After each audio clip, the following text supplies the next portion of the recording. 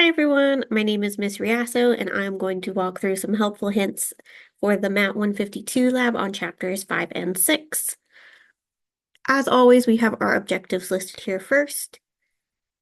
This does cover chapters 5 and 6, which is very heavy on probabilities, so make sure you review all of those probability rules before starting. I know it can be a little confusing, so make sure you reach out to your instructor if you have questions. So you should be completing this lab on this paper or inserting your work into the document. And keep in mind, all of your answers must be handwritten. Other than your notes, calculator, or reaching out to your instructor, you should not be receiving help from other people, electronics, tutors, or apps on the lab. Make sure that you show your work for calculations when it is applicable, and units should be put on your answers, and they should be rounded as stated in directions. When you're asked to explain, make sure you write all of those explanations in complete sentences and grammatically correct sentences.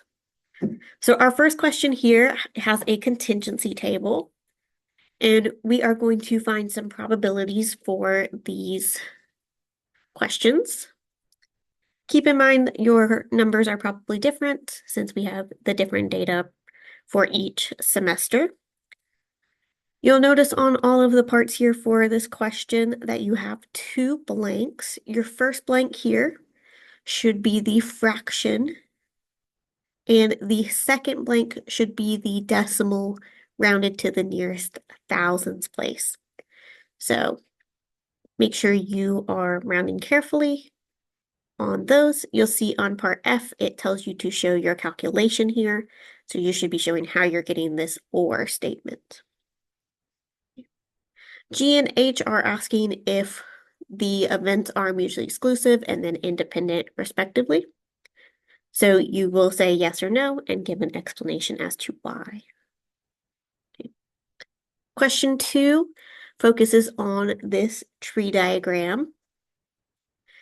We are going to use this diagram to help us answer some questions. The first part here is how many possible outcomes are in the sample space. So it might be easier to do part B first, which is actually listing out the sample space. So if you want to list out the sample space first and then come back and answer the question, then you definitely can do that. Keep in mind your sample space should go in brackets or braces. Sorry, not brackets, braces. When you are writing out your answer, you'll have your brace, and then maybe you'll have one event, and then you'll keep going until you've listed all your events and then end it with a curly bracket or a brace. Part C wants us to do the same thing, except instead of looking at the whole sample space, we're going to focus on specific events. So we want to list all the outcomes for the events. Again, make sure you use braces around the entire event. You can write those below if you want.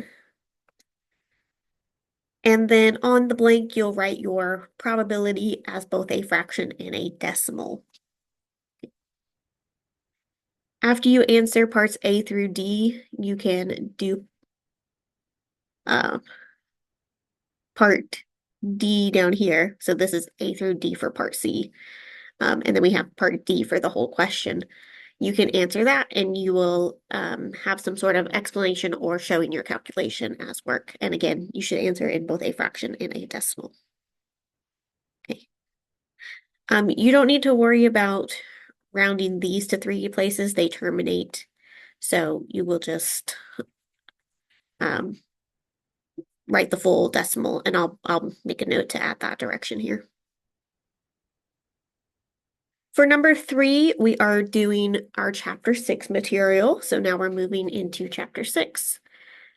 This is going to focus on our binomial probability distribution. So we have a distribution table that we want to set up here. So you'll have your R, or as the calculator uses X, for this first column, and then you're going to find the probabilities for each of those R's. Now, we highly recommend using the calculator here and not the formula for binomial distributions. The calculator is going to make your life a lot easier. So double check those directions for how to use your calculator, and it can find all of these. Another important thing here is rounding. So we want to round the probabilities to 3 decimal places or as many as it takes to get one non-zero digit. So in some of the cases, you might have scientific notation. So you want to expand that scientific notation into standard notation and then round it like normal, but you want to go until you get a digit that's non-zero. So for example, if you have 1.7 and your calculator has that E maybe to the negative 6, that means we'll have our leading zero, which you don't have to put, and then 5 zeros in front of this first number. So I've expanded the number into standard notation, and then we're just going to round this like normal. So this would be 5 zeros between the decimal, and 1 will get rounded up by the 7, so a 2. So you just want one non-zero digit. Okay. Hopefully that makes sense. If not, be sure to reach out to your instructor about scientific notation for some more tips there. Okay. Once you have this table filled out, you can use that table to answer these questions here. So we want to find the probabilities of these scenarios, and we want to start by using the probability notation. So P of R equals 2 would be the example for B. Now, depending on if it's less than, more than, greater than, you might have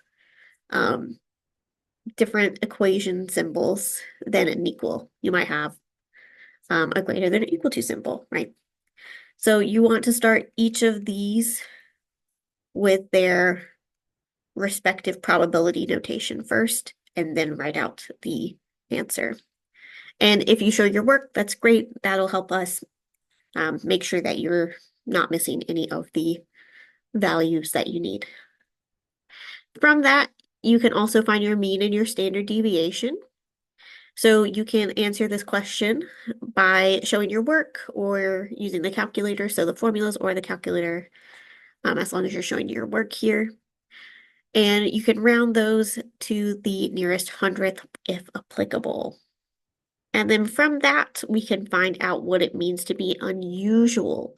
So we want to know if it is unusual to select 4 people who are left-handed out of this random sample. And again, show your work.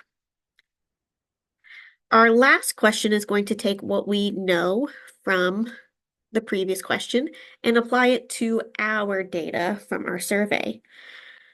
So based off of the table in number 1, we're going to see how many of our students had the left-handedness. And then we're going to use that answer for part B. Again, I recommend using the function in the calculator. Okay. So if you have any questions or difficulties with your calculator, definitely reach out to your instructor. And if you have any questions on the lab, be sure to reach out to them as well.